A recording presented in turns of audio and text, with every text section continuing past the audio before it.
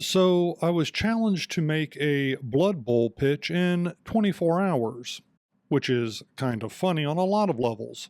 First of which, I had no idea what Blood Bowl was. I'd later learned that it is basically three-dimensional fantasy football of some sort. Anyway, I came up with a fast and cheap solution and I thought I'd share it. I started with a framed picture from IKEA. Well, actually, I got it from the thrift store for $3. This is 100 by 70 centimeters. This is going to be important for our measurements. Doing some research, I learned that a Blood Bowl pitch is approximately 525 millimeters wide. The length of the pitch would be 910 millimeters, broken down into 35 millimeter squares.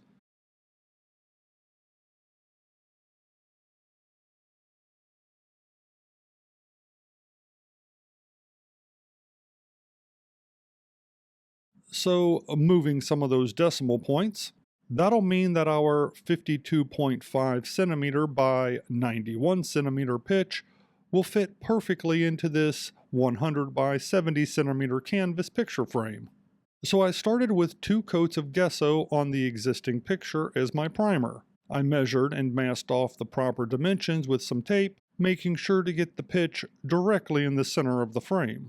While that dried, I made myself some high-speed templates for marking off the 35mm hash marks, one for the long edge and one for the short edge. With the gesso dried, I stipple painted some dark green paint, and I promptly ran out.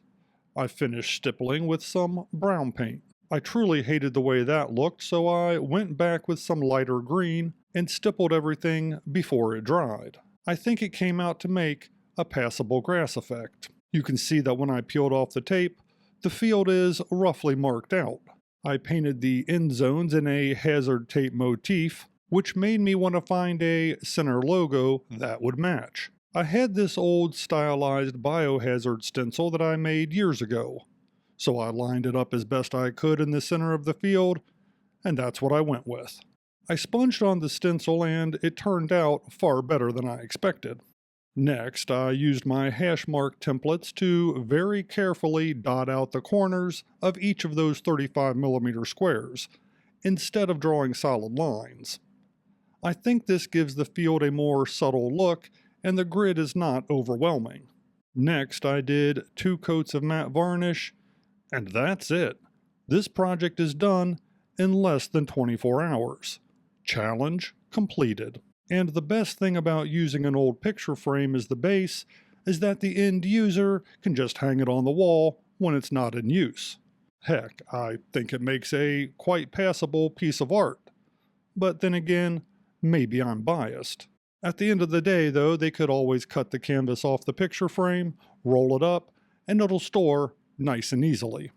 What do you think? Did I hit the mark or not?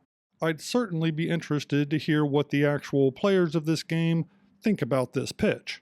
Leave me a comment down below and let me know. Thanks for watching, and maybe, just maybe, I'll see you on the next video. If you enjoy videos about the randomness of our amazing world, consider clicking on the globe to subscribe, or maybe checking out one of the other videos right here.